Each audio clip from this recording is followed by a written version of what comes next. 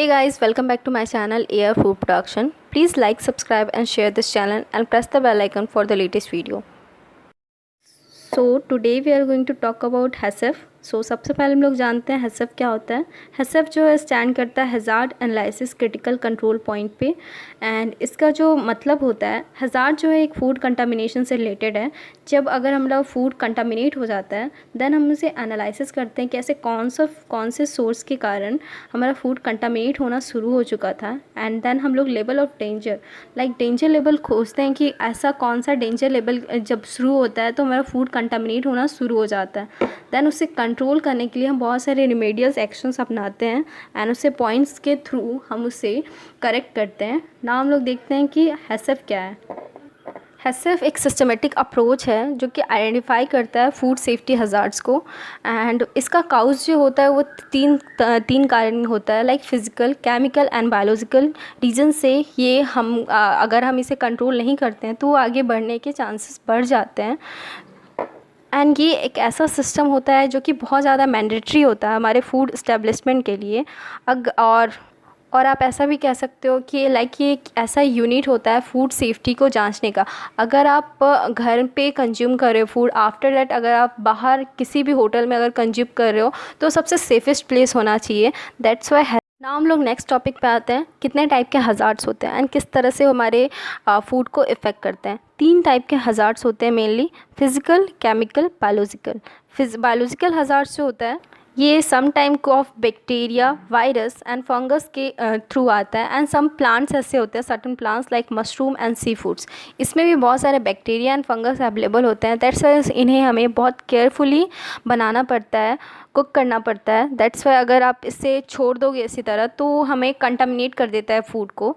ना हम लोग देखते हैं chemical hazards. Chemical hazards generally हम जब फूड प्रिजर्वेट करते हैं बहुत दिनों तक एंड क्लीनिंग ऑफ सप्लाई, और बहुत सारे ऐसे टॉक्सिक मेटल्स होते हैं जिसके कारण केमिकल हज़ार्ड्स आते हैं। लाइक अगर आप अपने जो इक्विपमेंट्स है, कुकवेयर हैं, वो सारे को अगर क्लीन नहीं करते हो पूरी तरीके से तो केमिकल हज़ार्ड्स आने के चांसेस बढ़ जाते हैं। और फिज़िकल हज़ार्ड जो है वो पर्सनल हाइजीन से रिलेटेड है। लाइक आपके जो हेयर हैं, डट हैं, मेटल, स्टेपल, ब्रोकन ग्लासेस, ये सारी चीज़ें फिज़िकल हज़ार्ड्स में आ जाते हैं। इन सारी चीज़ों की बहुत ध्यान रखनी पड़ती है अगर आप हज़ार्ड से बचना चाहते हो तो। ना हम लोग HACCP के ऑब्जेक्टिव्स को देखते हैं। HACCP का जो फर्स्ट ऑब्जेक्टिव है वो हमें ये देखना चाहिए कि जो हम अपने गेस्ट को सर्व कर रहे हैं फूड, वो सबसे सेफ़ फूड होना चाहिए फूड कंजप्शन के लिए। सेकंड जो होता है उसमें हमें अपने फूड टेक्निक्स को लेके हमें बहुत अवेयर रहना पड़ता है। और थर्ड में हमें ये देखना पड़ता है कि अगर हमारा फूड ख़राब हो जाता है तो हम उसे किस तरह से करेक्टिव एक्शंस लेके हम उसे ठीक कर सकते हैं।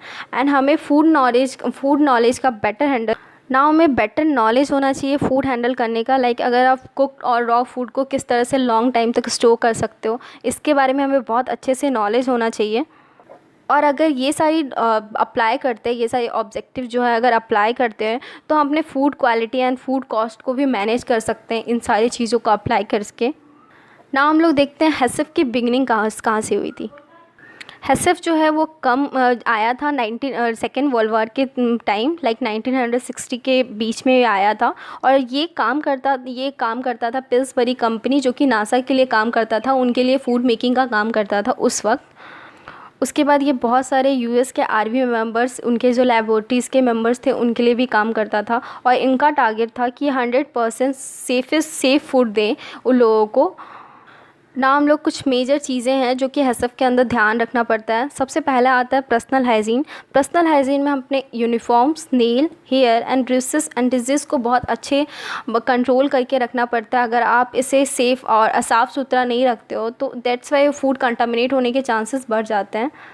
और सेकेंड है जो HACCP के अंदर जब आप किचन में काम कर रहे हो तो आप जो बोर्ड्स यूज़ कर रहे हो उससे different types of boards use करो। लाइक अगर आप रॉ मीट्स यूज़ कर रहे हो डिफरेंट, और कुक कर रहे हो फिश मीट, अलग अलग सैलेड फूड्स के लिए अलग अलग बोर्ड्स यूज़ करने चाहिए। नाउ थर्ड इज़ किस टेम्परेचर पे आप अपने फूड को पका रहे हो, लाइक अगर आपका कुकिंग टेम्परेचर होना चाहिए, internal cooking temperature 74 degree Celsius पे आपके फूड को कुक होना चाहिए। और अगर आप कूलिंग कर रहे हो किसी चीज़ को तो बिलो 4 डिग्री सेल्सियस होना चाहिए। अगर आप किसी बने हुए फूड को रीहीट कर रहे हो तो उसका इंटरनल टेम्परेचर 74 डिग्री अबव होना चाहिए। और अगर आप सर्व कर रहे हो, सर्व करने का जो टेम्परेचर होता है, हॉट या कोल्ड करो, that's not big deal, but cleaning and sanitization 100 ppm से सैनिटाइजेशन सॉल्यूशन करना चाहिए। नाउ थर्ड में हमें अपने हैंड वॉश का बहुत ज़्यादा ध्यान रखना पड़ता है। लाइक आपने 7th process of hand wash देखा होगा, वो प्रोसेस से अपने हैंड को वॉश करना चाहिए। और 5th पे इसके स्टोरेज प्रोसेस को बहुत अच्छे से जानना पड़ता है। अगर आप स्टोर कर रहे हो, कौन से फूड को किस जगह पे स्टोर करना होता है, लाइक रॉ फूड को कहाँ स्टोर करोगे आप, कुक फूड को किस तरह से स्टोर करोगे, एंड रेफ्रिजरेट कर रहे हो अपने फूड को तो किस टेम्परेचर पे एंड किस डिग्री पे उसे स्टोर करोगे, ब्लास्ट चीलर पे, deep fryer, different types of food storage के बारे में आपको अच्छे तरीके से नॉलेज होनी चाहिए ना। हम लोग इसके 7th प्रिंसिपल ये 7 प्रिंसिपल को हम लोग देखते हैं। सबसे पहला प्रिंसिपल जो है वो है आइडेंटिफिकेशन ऑफ पोटेंशियल हज़ार्ड्स। इसमें हम लोग ये देखते हैं कि क्रॉस कंटामिनेशन के जो रिस्क हैं उसे कैसे रोका जा सकता है एंड कैसे रेगुलर कौन कौन से ऐसे चीज़ अप्लाई किए जा सकते हैं जिससे हम लोग हज़ार्ड से बचा जा सके। Now second is determination of CCP।